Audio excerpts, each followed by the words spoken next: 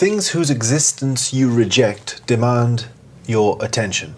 There are things that we reject their existence, and they demand that we accept their existence.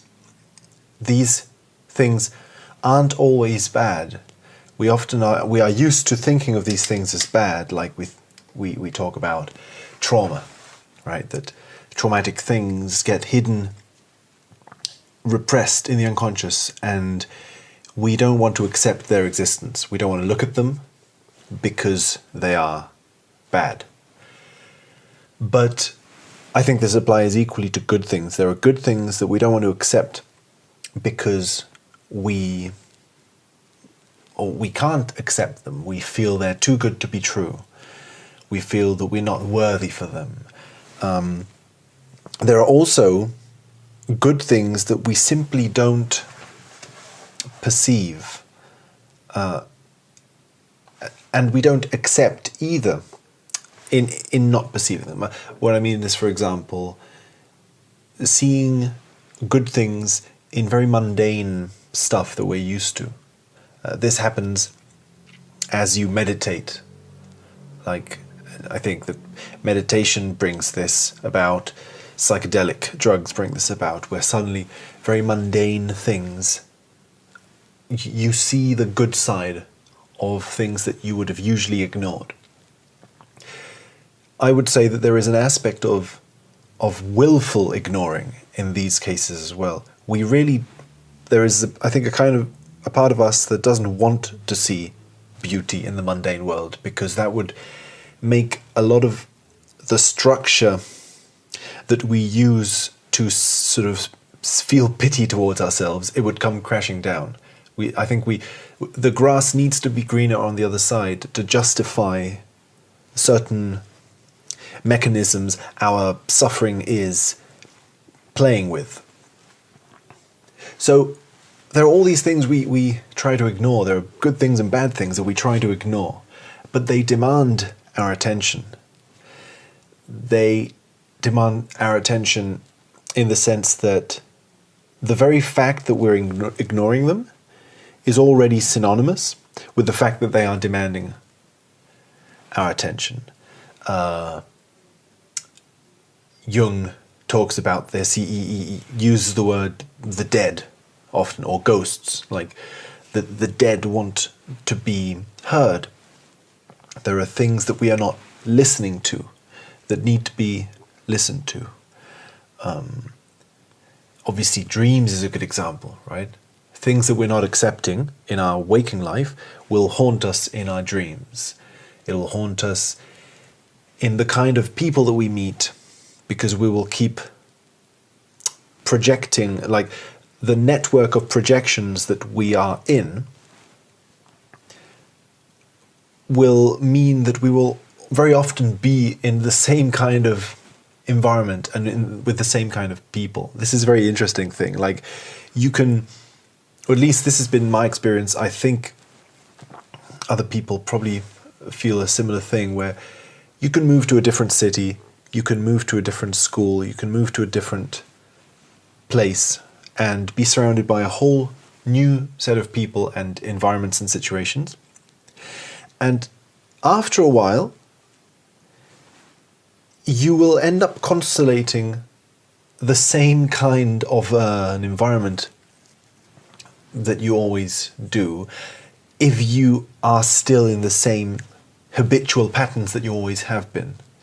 If you are the kind of person that very easily gets bullied, you will find a bully anywhere you go. Doesn't matter which city you go to. If you are the kind of person who is a bully, you will find someone to use as your bullied subject wherever you go. There are kind of relationships that are transferable to different people in different places. And in this sense, you find yourself, yes, in this kind of a structure, which, like a dream, it has a certain, there's a story being told, basically, right? If there's something that you're not wanting to accept, it will come up in your dreams in different ways. Each dream will be different. Maybe one day you'll dream of a spaceship in the sky, and another day you'll dream about explorers underground. But it doesn't matter if it's up in the sky or down on the ground. If there is a certain fear that you're tackling very often in your dreams, it will appear. It will take the form of a sea monster, or of an actual person you know, or of a huge deserted cave. But it will always be the same fear, and you will feel it to be such, right? In the same way, no matter which city you move to, no matter which planet you go to, you will always encounter the same fear. If you're afraid of a certain bully, you will always meet that bully in different places of the world, as long as you are in the same habitual patterns. So that's what I mean, that things demand our attention.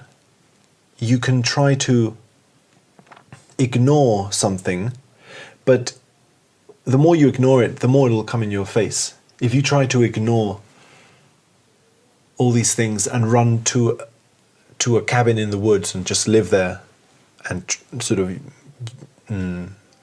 escape from anything that could represent that thing that you're trying to ignore, it will find a way to express itself in even bigger ways. Be it maybe if you're living alone in the woods, suddenly you might personify the weather. It'll be terrible weather, and the weather will be your bully, and you will feel a victim of the weather, of the natural elements, or whatever it may be. And again, these are not always bad things. I think that we very often ignore good things. We find ourselves thinking that the grass is always green on the other side, and we are willfully ignoring good things that are happening to us or that are surrounding us, because we don't want to see them, because they would mess with the balance of the balance in our psyches.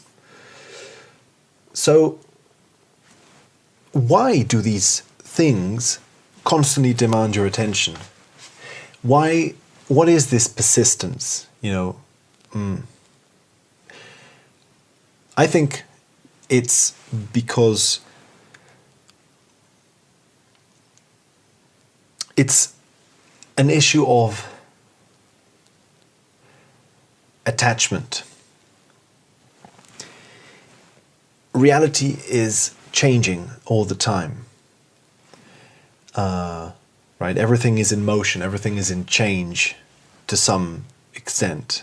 And so maybe a situation has already changed, but you don't want to accept that it's changed. Maybe a situation hasn't changed yet, and you don't want to accept that it hasn't changed yet, right? So these two main forms of attachment, where you can be attached to something in the past, an idea about the past or an idea about the future, like pretending as if the present situation you find yourself now is the same as it was before, or pretending that the present situation you are in now is something that hasn't happened yet. And in those kind of situations, the present is what it is. It demands your attention, not because it's trying to get your attention like in a stubborn kind of way, but because it can't avoid getting your attention, because your attention exists in the present moment. And so the present moment is your attention somehow. Attachment is an illusion in the sense that it's a way of, yeah, I don't know. It has something to do with attachment. This whole issue, I think. And so, yes, things that you don't want to accept demand your attention, and they are all these things that demand your attention are in the present moment. They may be things from the past, right? It may be stuff from the past that you haven't accepted, but as long as you haven't accepted it, it remains in the present.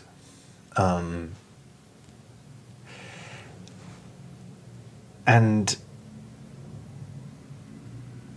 it's as if attachment creates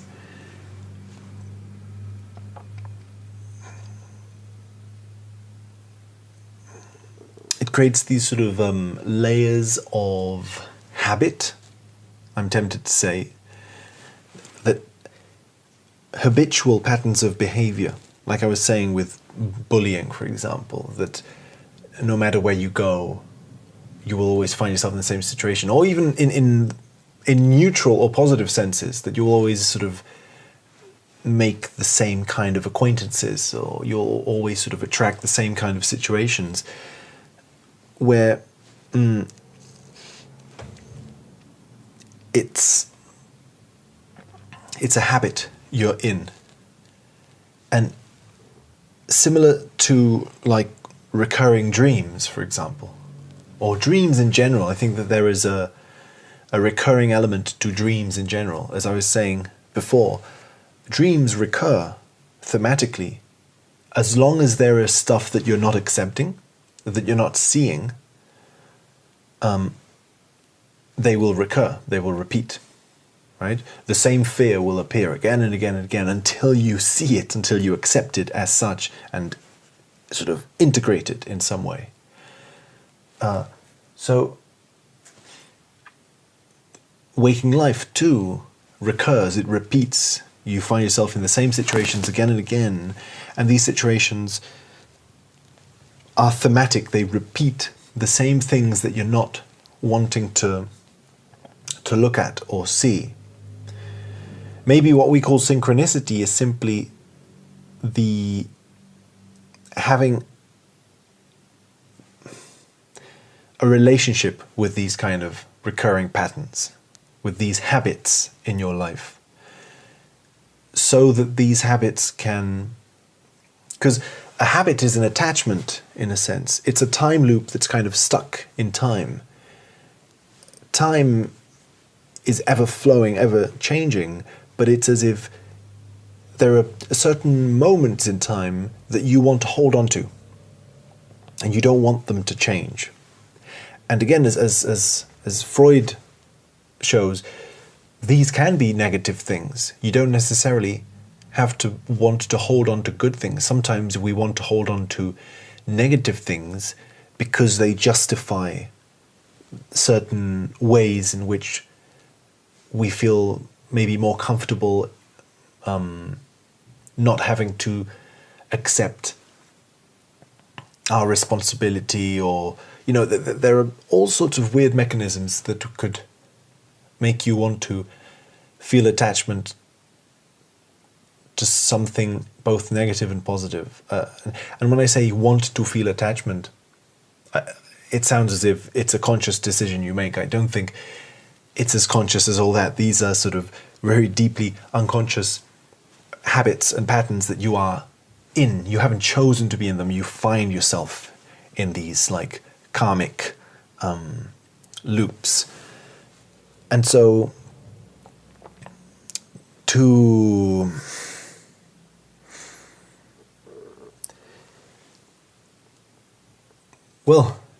you find yourself in these karmic loops, and it's as if you've grabbed onto a certain memory, or a memory of the past, or a hope of the future, and you've held on to it and pretended that it's still the present moment, when actually time continues to flow behind the scenes. The present moment is actually different right now, and there are things that are bumping against what you think the present moment is. And these things, it's as if because the present moment is so intimately connected with your awareness, which I think exists in the present moment, that all these things can't avoid calling your attention. And so, yeah, attachment and habit, I think, have a lot to do with each other. Karma. And yeah,